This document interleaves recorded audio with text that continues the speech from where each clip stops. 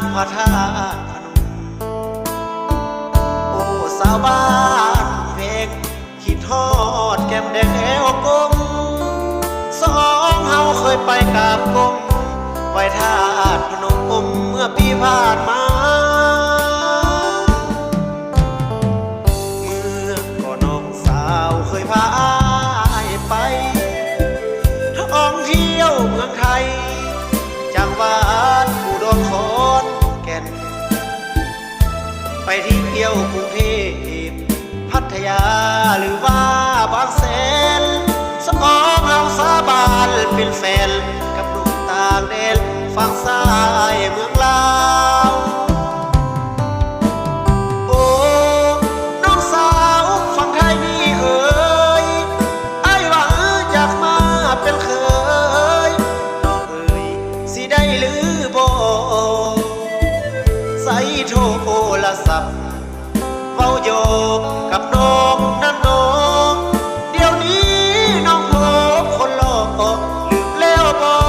จึงบ่โทรหาอายฝั่งลาวหักสาวฝั่งไทยอยากถามหัวใจสาวไทยหักเหบ่ลาบ่ทันข้ามเดือนสี่เลือนขันมาเข้ามาให้น้องนั้นรอคอยท่าอายจะมาเป็นเคยเมืองไทย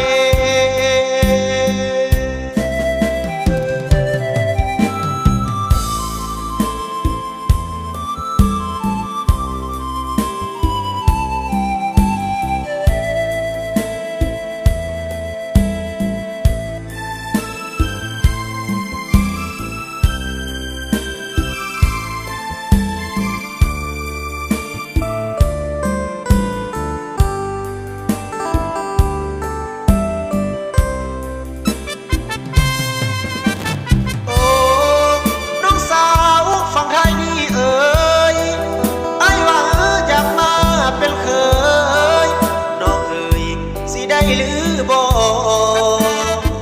ใส่โทรศัพท์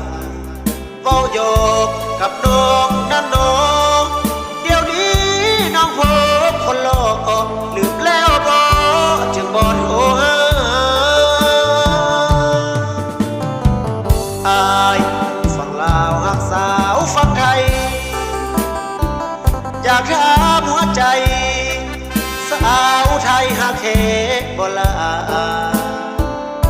บ่ทันข้ามเดือนสี่เลือน